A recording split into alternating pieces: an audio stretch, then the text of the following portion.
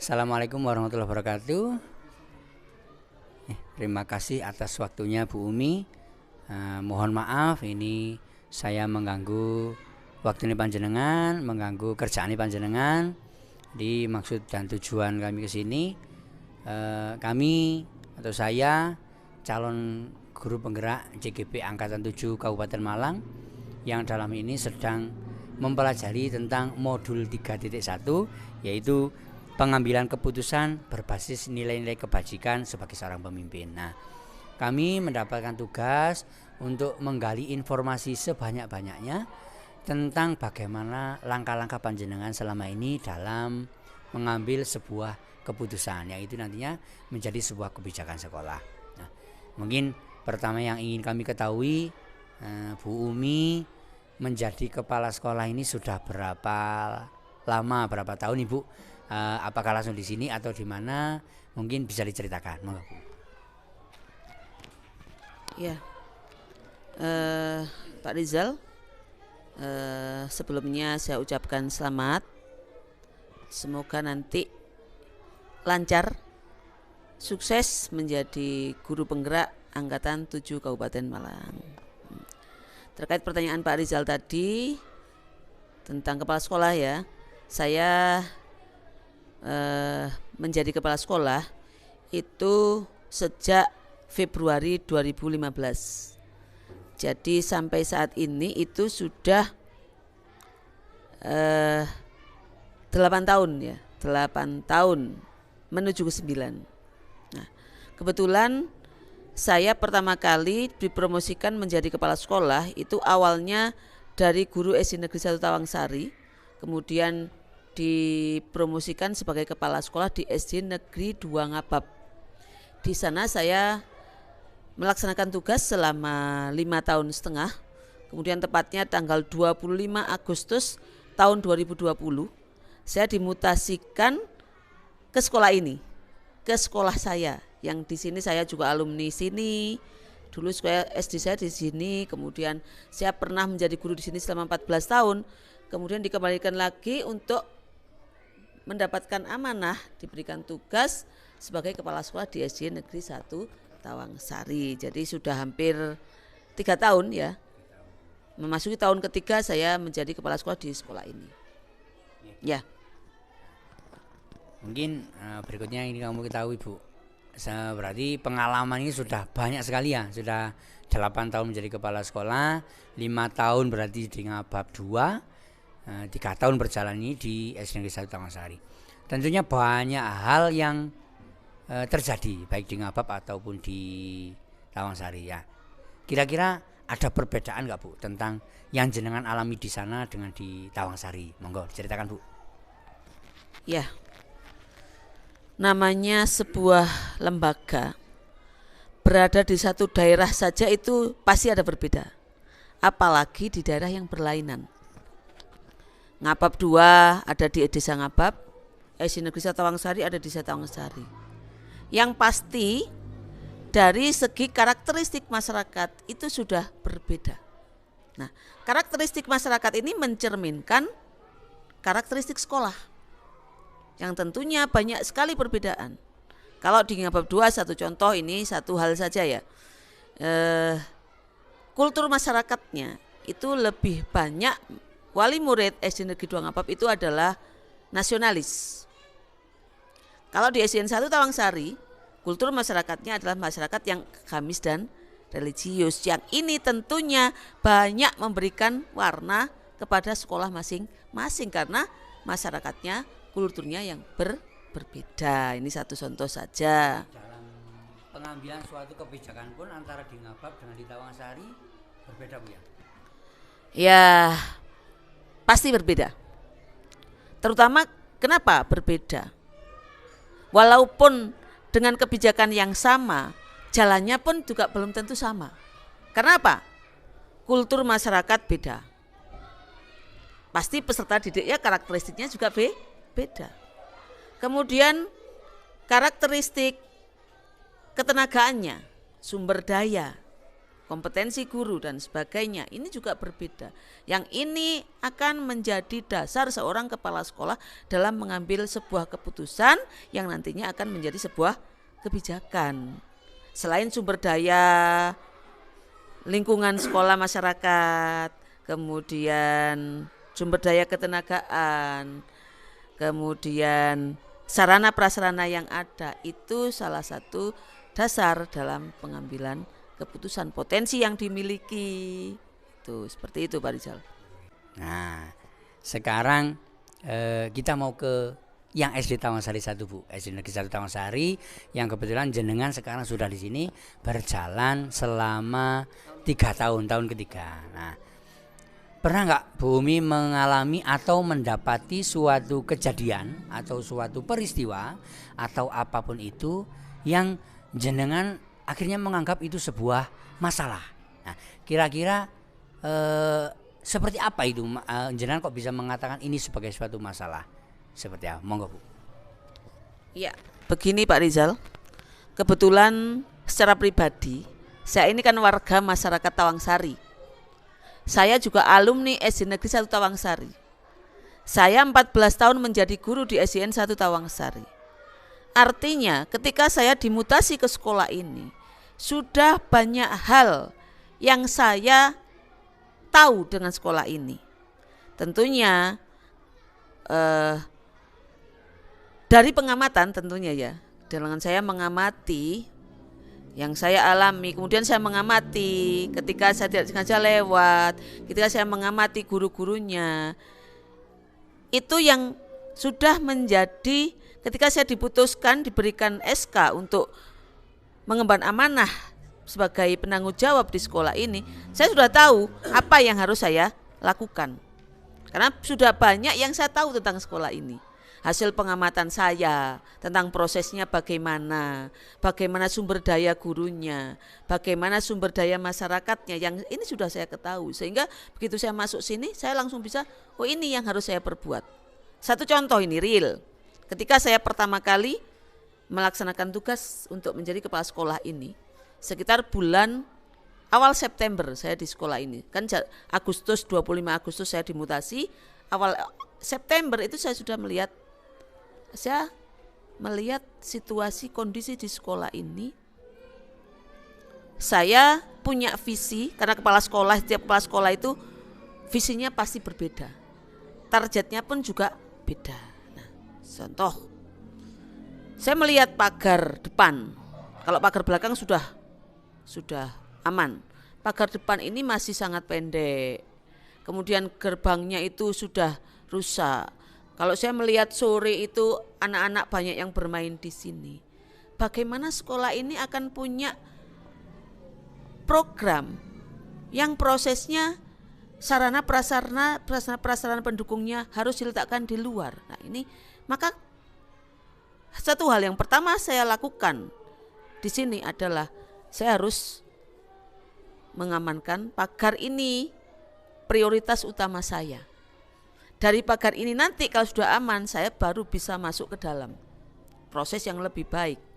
Kenapa waktu itu? Sehingga saya beranikan diri untuk melihat draftnya RAPBS BOS kinerja, draftnya RAPBS BOS reguler. Saya lihat ada yang saya alihkan, yaitu untuk hal ini. Karena saya ingin tentunya proses di sekolah ini diawali dari keamanan pagar depan sekolah. Seperti itu Pak Rizal. Luar biasa sekali, berarti panjenengan ini mengidentifikasi ini suatu permasalahan dari diamati dulu ya. Nah, dari diamati dulu, terus kemudian mencoba menggali potensi yang ada dari mungkin sarana prasarananya, SDM-nya, baru kemudian mengatur, mengeksekusi keputusan apa yang akan diambil seperti itu ya. Wah, luar biasa sekali nih Bu. Nah, untuk berikutnya yang ingin kami tanyakan Bu, tentang lembaga ini dalam proses pembelajaran. Dalam proses pembelajaran tentunya membutuhkan penunjang, yang dalam ini mungkin buku. Nah, pertanyaan saya, apakah di sekolah ini menggunakan semacam LKS ataukah mungkin modul ajar atau buku ajar? Nah, ini yang ingin kami tanyakan.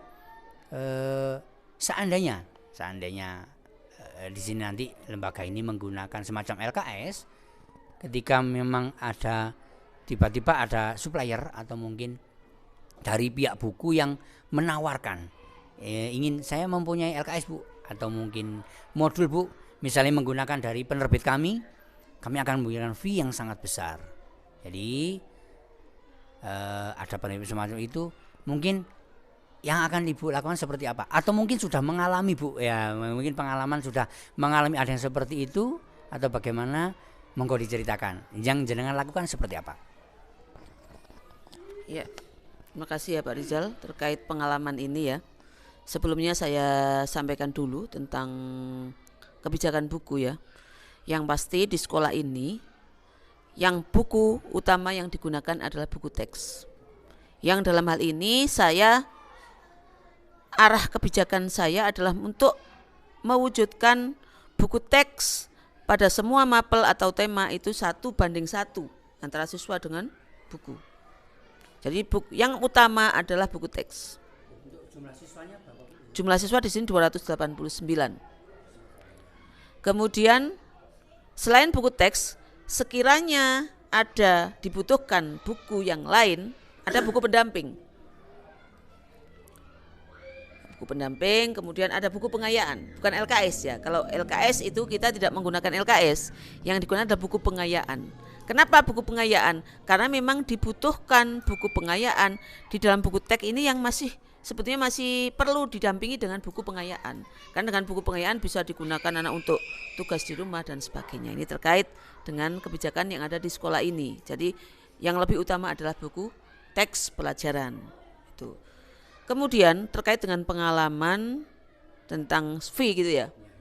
Memang sebagai kepala sekolah, ya ini sudah mengalami memang semua distributor buku itu memberikan fee tapi ada juga yang distributor sama sekali, terutama buku HET itu memang tidak ada. Nah, selama ini kalau pengalaman saya menjadi kepala sekolah ya, yang saya beli adalah buku yang HET, yang itu tidak menggunakan fee.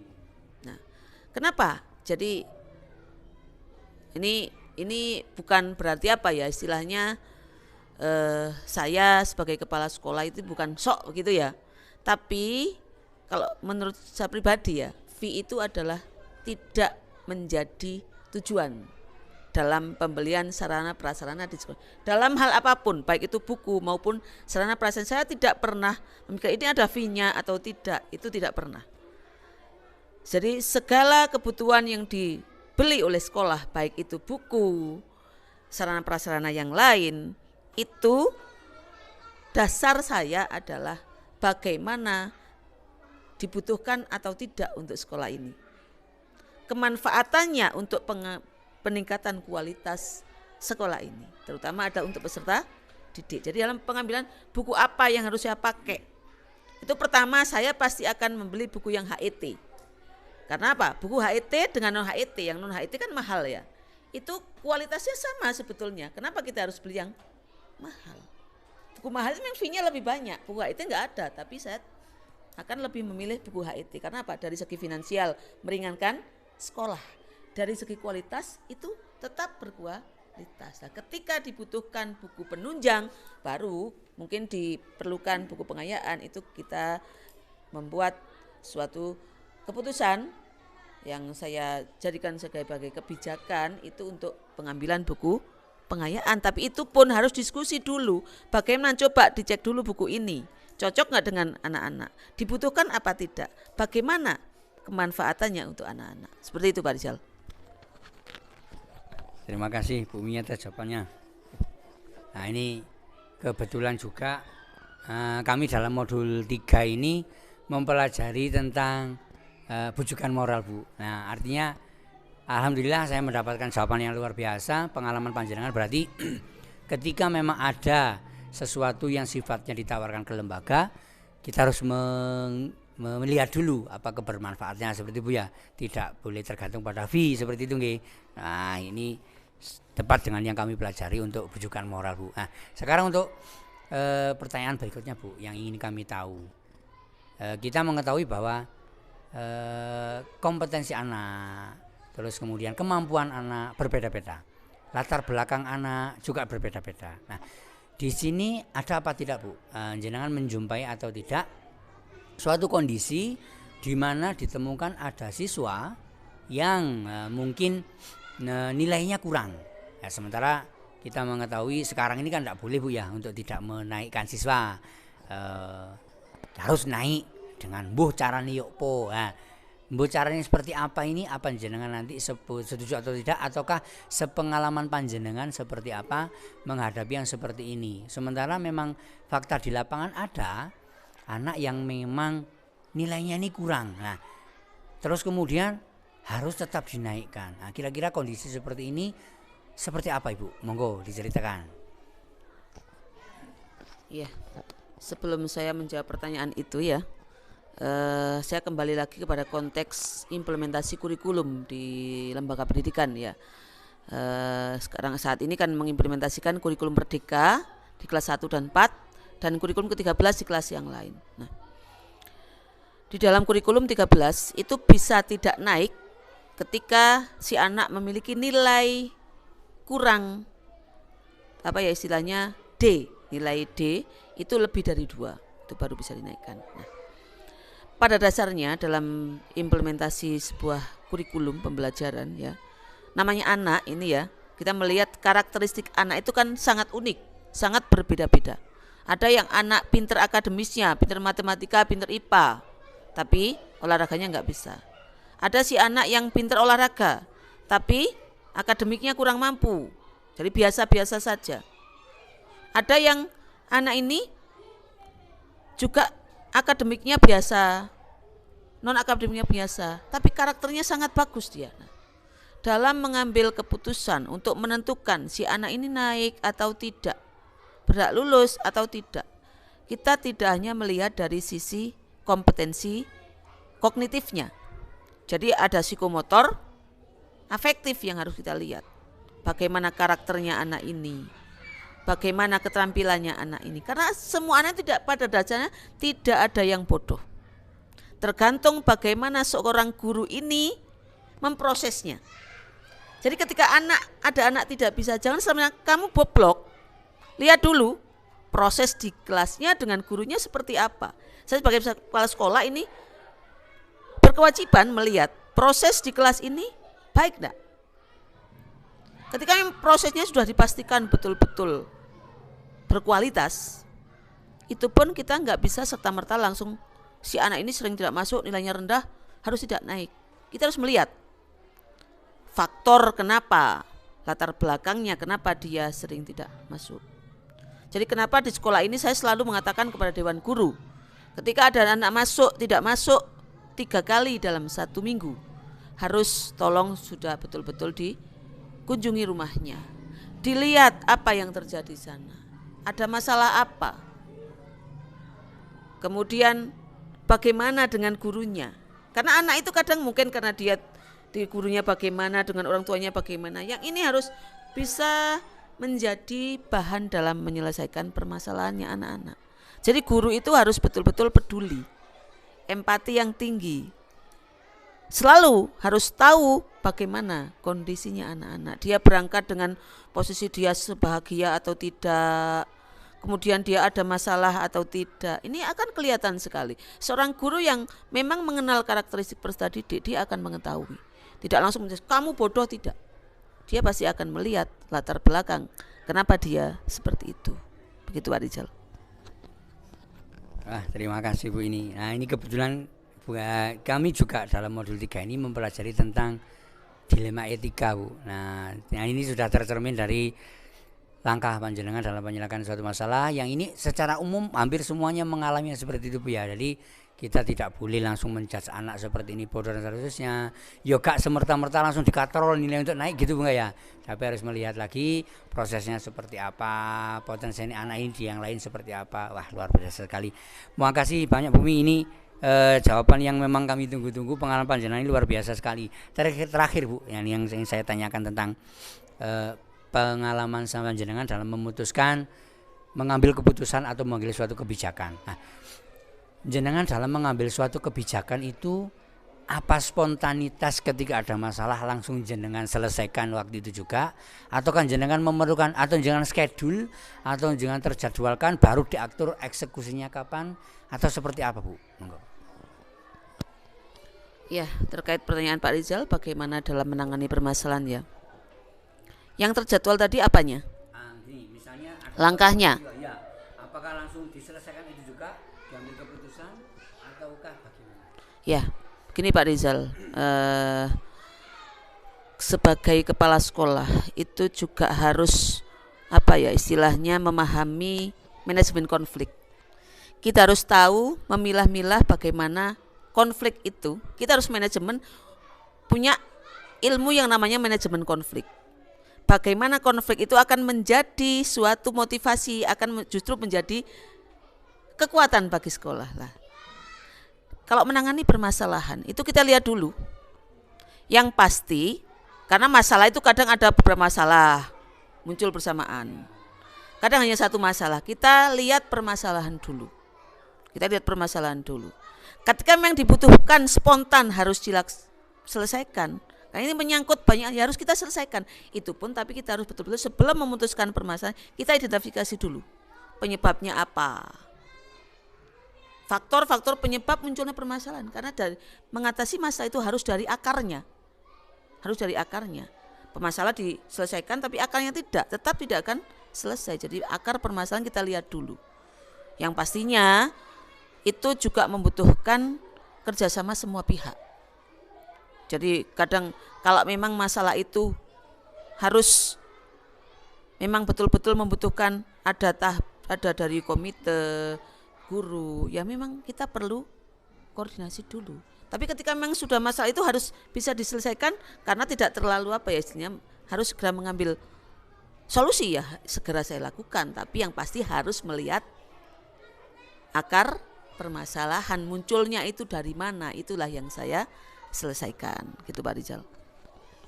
Terima kasih Bu. Berarti kondisional Bu ya. Memang kalau ada masalah yang memang harus segera diselesaikan, saat itu juga diselesaikan dengan tetap mengidentifikasi penyebabnya apa, dicarikan solusi yang terbaik seperti itu. Tapi kalau memang ada yang sifatnya lebih memang membutuhkan orang banyak, berarti diatur eksekusinya di lain waktu.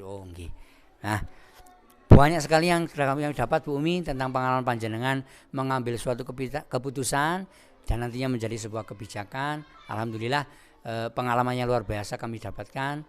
Mungkin pertanyaan cukup sampai sini Bu Umi. Mudah-mudahan apa yang saya dapatkan informasi hari ini menjadikan bekal buat kami CGP Angkatan 7 Kabupaten Malang nantinya dalam pengambilan sebuah keputusan. Mohon doa restunya, mudah-mudahan perjalanan kami di CGP ini lancar dan nantinya lulus dengan membanggakan, dan mudah-mudahan kami juga bermanfaat untuk teman-teman yang lainnya. Nah, mungkin itu Bu Mi, ada mungkin saran atau apa yang ingin disampaikan kepada kami calon CGP ini yang sebagai bekal buat kami Bu Mi, monggo. Ya, untuk mengakhiri kegiatan ini Pak Rizal ya, tentunya mudah-mudahan apa yang saya berikan itu bisa menjadi sebuah ilmu yang nanti bisa sebagai acuan ketika nanti Pak Rizal sudah terjun sebagai seorang kepala sekolah. Karena kita memang harus banyak pengalaman.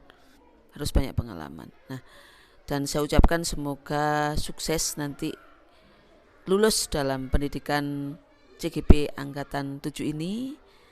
Dan yang pasti harapan saya sebagai kepala sekolah di sini, kebetulan sebagai Pak Rizal guru penggerak di sekolah ini, harapan saya adalah Pak Rizal mampu menggerakkan komunitas sekolah ini, terutama adalah dari guru-guru yang memberikan teladan yang baik, karena guru penggerak baik semua hal akan menjadi cerminan bagi teman-teman. Jadi hal-hal yang baik itu harapan saya bisa ditularkan kepada guru-guru yang lain, yang itu akan menambah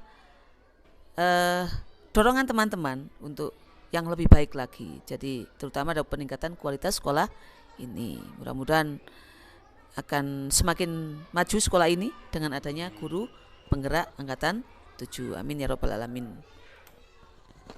Terima kasih Bumi atas waktunya. Monggo selain ini jangan laksanakan lagi atau melakukan aktivitas lagi. Dari saya, bila ada salah kata, saya mohon maaf. Semoga diskusi yang lain bisa terlaksana di lain waktu. Untuk itu saya kira Assalamualaikum warahmatullahi wabarakatuh.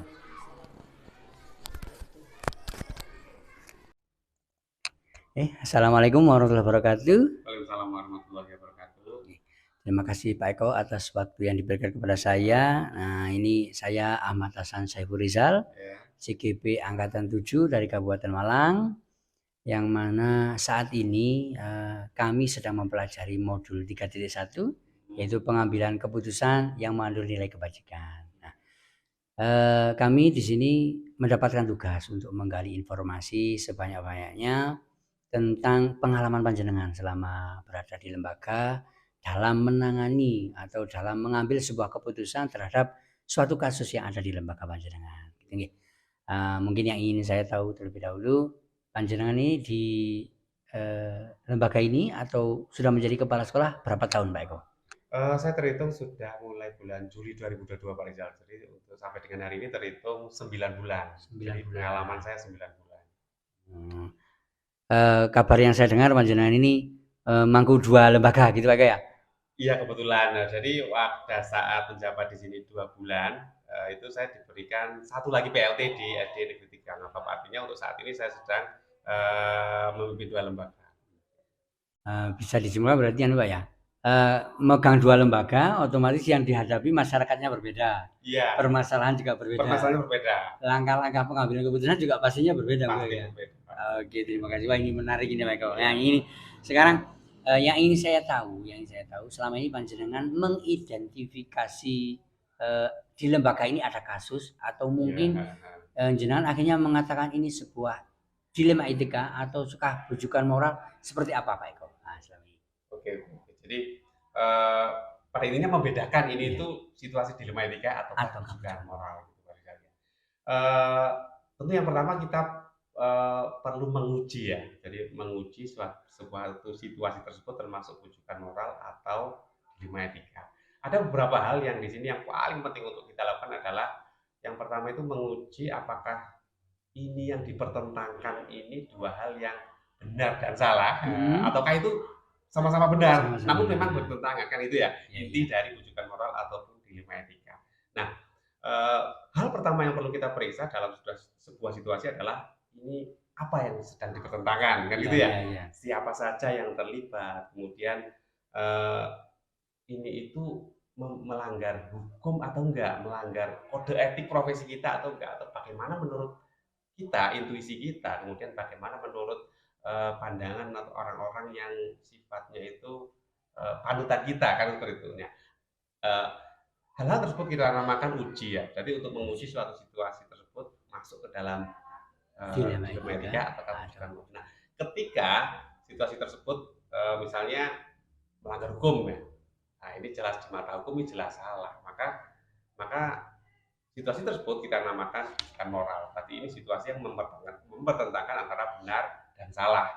Atau situasi tersebut itu merupakan bertentangan dengan kode profesi kita, kode etik kita sebagai guru. Nah, itu juga termasuk bujukan moral. Nah, dalam konteks tersebut Pak Rizal mutlak kita harus dengan tegas untuk memilih atau mengambil keputusan yang benar, karena benar dan salah di sini yang ditentukan.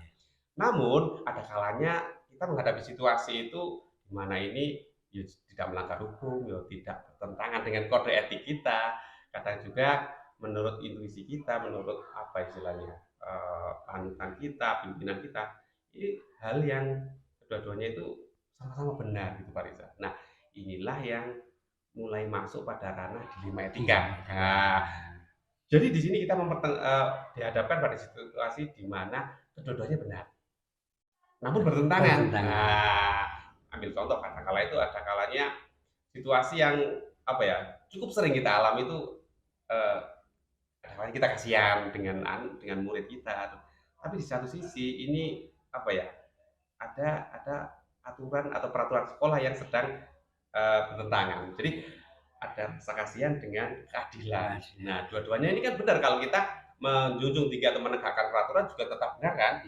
Tapi di satu sisi kita juga ada ada rasa kemanusiaan atau rasa kasihan Kasihan. terhadap siswa kita tersebut. Juga benar kan, menurut nilai-nilai moral yang selama ini kita anut. Nah, hal-hal seperti inilah yang menurut kita untuk mengambil keputusan berdasarkan prinsip-prinsip dilema etika tadi, setelah sebelumnya kita mampu mengidentifikasi. Nah, ini berarti sudah nyambung dengan pertanyaan yang kedua Pak Eko ya, sebagainya. Bagaimana kira-kira Anda menjalankan keputusan sekolah itu bila memang sudah diketemukan kedua-duanya benar, akan tetapi bertentangan. Nah, ini bagaimana Pak Eko? Berarti dalam situasi ini kita sudah mampu mengidentifikasi ya Pak. Sudah. Oh, berarti situasinya adalah dilema etika. Nah, bukan rujukan moral. Nah, tentu kita sekali lagi tadi ada situasi di mana kita harus menganalisa istilahnya, memahami seluruh permasalahan secara utuh. Siapa saja yang terlibat, ini itu melibatkan siapa saja, kemudian apa saja, tentang apa saja sih masalah pokoknya itu, kemudian fakta-fakta yang ada di lapangan seperti apa, itu harus kita gali sebelumnya.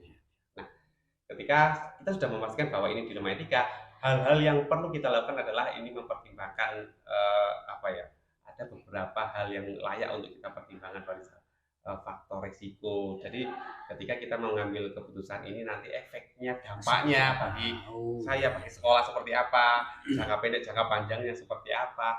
Di sini siapa yang bertentangan tadi juga perlu digali, apakah ini individu lawan banyak orang, kelompok kecil lawan kelompok besar, ataukah kadang-kadang ada rasa kebenaran juga lawan lawan keadilan.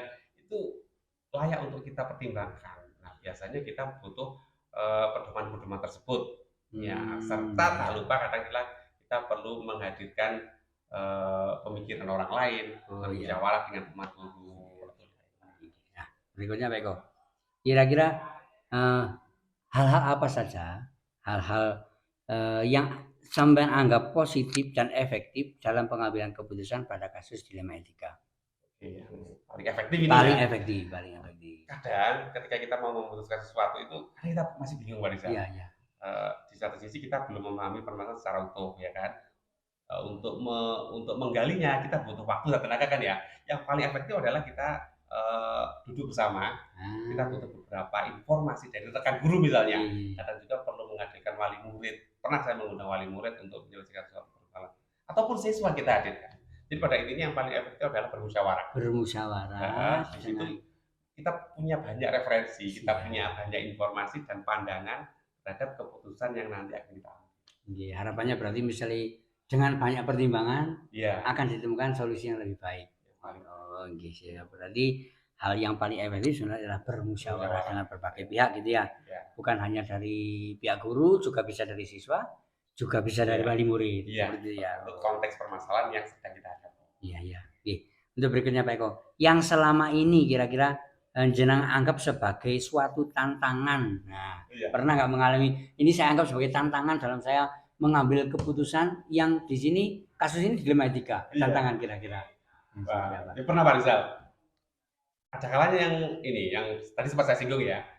Ada kalanya itu kita kasihan dengan situasi misalnya murid atau orang tua wali murid ya.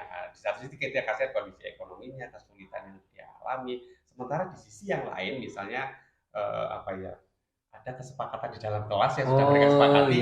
Itu berhubungan dengan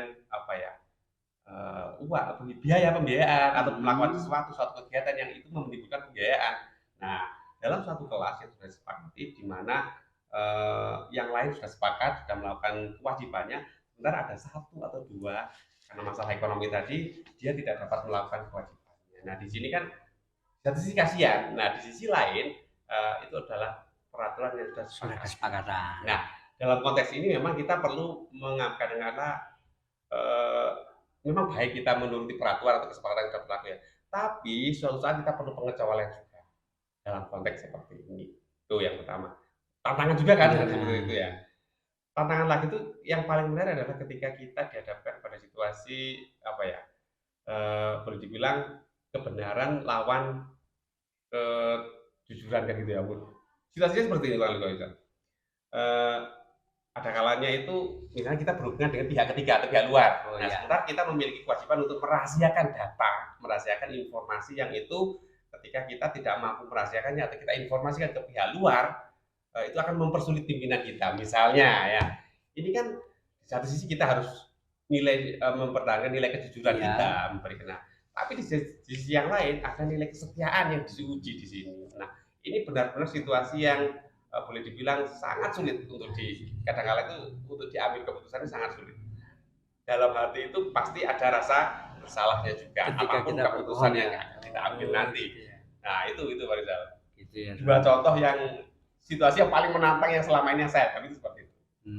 Ketika yang seperti itu, nah, akhirnya yang akan menjadi pertimbangan kuat panjenengan untuk mengambil keputusan itu, apakah intuisi kita, hati kita biar tenang, ataukah apa kira-kira ketika yang seperti itu? Yang pertama memang yang paling menentukan terhadap apa yang nanti saya putuskan memang intuisi kita. Intuisi kita. Nah, terkadang memang kita butuh pertimbangan dari orang lain. Namun ada kalanya kita nggak sempat kan ya. Ada kalanya suatu situasi atau permasalahan itu menuntut kita untuk segera saat itu juga untuk memutuskan. Kadang-kala memang ada. Nah, di situ adalah yang tersisa dari kita adalah intuisi kita. Kemampuan kita melihat permasalahan secara keseluruhan, secara singkat tadi, tentunya berdasarkan intuisi kita. Oke, nah ini nyambung dengan pertanyaan berikutnya Pak. Ada kalanya memang kita itu segera harus ngambil tindakan menyelesaikan. Nah, sekarang selama ini panjenengan apakah punya jadwal khusus atau artinya gini, ketika ada permasalahan untuk menyelesaikan ini, apakah jenengan selesaikan langsung ataukah ada waktu atau mungkin jenengan menskedulkan harus saya selesaikan nanti atau bagaimana? Kira-kira kebanyakan gitu Pak Rizal, saya memiliki pertemuan terstruktur atau pertemuan rutin dengan Bapak Ibu guru, di mana di situ biasanya saya melakukan menyampaikan permasalahan-permasalahan yang sedang dihadapi oleh sekolah. Sekali itu di situ kita sebenarnya format konteksnya adalah IHT ya, in-house training gitu. Di situ kita belajar sesuatu. Namun ada kalanya itu kita membahas permasalahan yang sedang kita hadapi. Nah, jadi ada jadwal mingguan katakanlah begitu, di mana saya biasanya mengawali kegiatan dengan menyampaikan evaluasi atau permasalahan yang sedang kita hadapi selama seminggu terakhir. Namun seperti yang saya sampaikan sebelumnya, ada kalanya Pak Rizal ya, permasalahan ini nggak bisa menunggu untuk seminggu lagi, itu nggak bisa. Kita harus mengambil keputusan secara cepat. Kadang ya hari ini juga harus selesai, kadang ya ada waktu sehari atau 2 hari untuk kita mengambil keputusan. Nah, dalam konteks itu ya kadang jadwal yang bisa kita buat mepet. Bapak Ibu besok kita berunding sebentar untuk membahas ini. Atau kadang saya nggak mengajak menjadwalkan. Di situ juga saya bertindak untuk mencari solusi, menemukan fakta-fakta, mencari informasi, kemudian mengajak 1 atau 2 orang guru yang saya anggap memahami suatu konteks permasalahan untuk saya ajak berunding memecahkan masalah tersebut. Berarti untuk waktu penyelesaian itu tergantung ya, kondisional. Ada permasalahan yang harus segera diputuskan, ada yang mungkin masih bisa disimpan dulu, dieksekusi di hari berikutnya. Ini seperti itu ya Pak ya. Nah, ini yang berikutnya Pak. Kira-kira faktor apa saja yang selama ini jenengan anggap itu mempermudah panjenengan dalam pengambilan sebuah keputusan? Yang paling mempermudah itu memang dari dalam diri kita Pak Rizal. Jadi kemampuan, saya menganggapnya adalah tadi kita menyebut intuisi ya. Termasuk di dalamnya juga adalah kemampuan kita dalam berkomunikasi sekaligus menggali informasi. Nah, kita selalu dituntut untuk memahami permasalahan secara umum, memahami fakta-fakta yang ada, entah itu dengan teknik yang kita miliki seperti apa. Salah satu contohnya adalah wawancara atau tanya sana tanya sini, Pak Rizal ya. Menggali informasi dengan kemampuan komunikasi kita, itu yang paling penting. Nah, karena ini akan menentukan sekali keputusan apa yang nantinya akan kita ambil. Jadi data-data yang kita miliki dan keputusan yang akan kita ambil itu ya. Dan tak kalah pentingnya juga adalah faktor musyawarah tadi. Dan memang kita sudah memahami permasalahan ya, memahami permasalahan secara utuh, apa, siapa, mengapa, bagaimana, itu sudah kita dapatkan datanya. Namun kadang-kala kita masih ragu-ragu untuk mengambil keputusan. Kita butuh penguat ya dari pendapat orang di sekitar kita. Nah, salah satu yang sering kita gunakan adalah bermusyawarah pendapat dari rekan-rekan guru, bahkan komite atau orang tua, perlu kita dengar saran mereka. Berarti faktor ini bisa dari dalam dan luar ya. Kalau dalam berarti intuisi kita, faktor dari luar kita komunikasi atau ya bermusyawarah dengan teman-teman. Oke, baik. Nah, sekarang dari semua hal yang telah jenengan sampaikan tadi baik, kira-kira pembelajaran apa yang kira-kira jenengan bisa petik dari pengalaman Anda tadi dalam pengambilan keputusan yang di sini memuat dilema etika. Wah, betul. Eh, salah satu modal berharga untuk kita sampai pada ke situ adalah memang kemampuan kita dalam berpikir kritis, Mas. Karena makanya di pembelajaran pun kan kita mengarahkan siswa untuk berpikir kritis, Ya. problem solving. Ya. Jadi salah satu unsurnya supaya kita dapat berpikir kritis dan problem solving itu adalah daya analisis kita. Jadi ketika kita menghadapi suatu permasalahan, kita dapat mengambil informasi dan menguraikan ya apa, di mana, siapa, bagaimana, kemudian kemampuan berkomunikasi kita juga sangat membantu untuk kita mengambil keputusan yang seperti apa nantinya keputusan yang akan dapat berdasarkan dari itu tadi. Jadi itu yang paling penting, yang paling penting. Berarti memang ada ini pengalaman berharga yang memang bisa kita ambil sebenarnya Pak ya. Iya. Oke, nah ini karena waktu juga yang membatasi Pak Eko. Sekali lagi saya ucapkan terima kasih. Sama-sama. Mohon maaf sudah mengganggu waktu panjenengan. Monggo setelah ini dilanjut, saya juga akan beraktivitas berikutnya. Lagi saya ucapkan terima kasih. Mohon doa restunya, mudah-mudahan pendidikan kami CGP Angkatan 7 ini Amin. bisa berjalan dengan lancar dan kami nantinya lulus dengan predikat yang memuaskan. Amin.